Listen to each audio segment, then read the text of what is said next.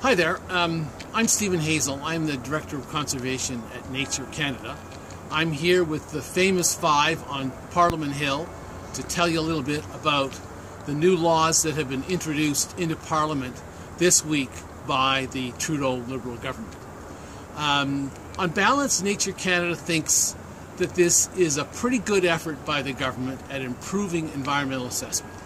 Certainly these bills are a huge improvement over what we've got now, the legacy of the Harper government in 2012. The question, though, is, are these laws good enough to do what needs to be done, which in my view really has to be reversing losses in biodiversity and reducing our greenhouse gas emissions. If this set of laws doesn't move us towards those objectives, it's not working. So I think we've got quite a ways to go in order to meet that objective, but Nature Canada is going to be in the hearings, talking with parliamentarians, trying to get a better law. So let me just talk briefly about a couple of the things that are in the law that we think are pretty good. One thing is that there's a defined process for engaging communities early on. We think that's important because we can solve a lot of the problems with pipeline projects or mine projects or whatever if we start discussions early between the proponents, Indigenous communities, other local communities. We think that would be hugely important. So as to the process itself, we know that there's going to be a single agency that's going to look after all of the environmental assessments.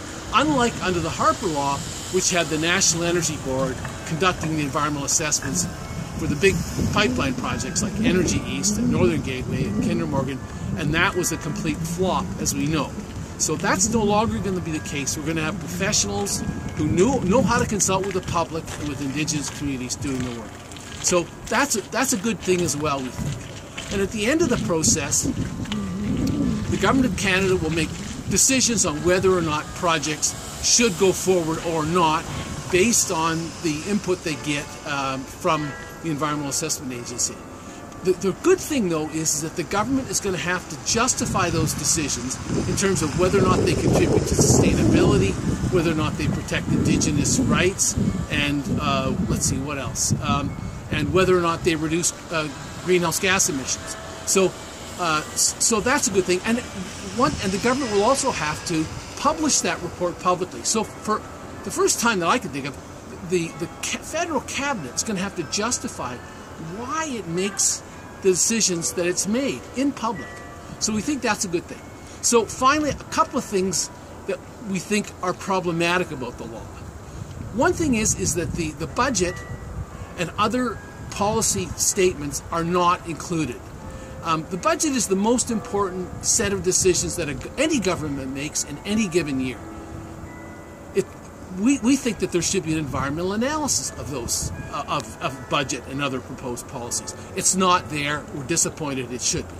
The other thing is that we don't really know what sorts of projects are actually going to be subject to the law.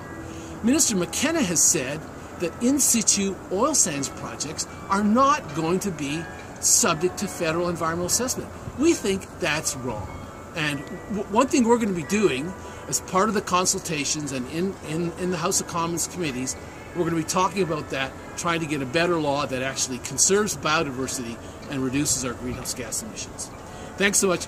Hopefully we'll do this a few more times while the hearings are ongoing on the Hill, and we'll try to keep you up to date.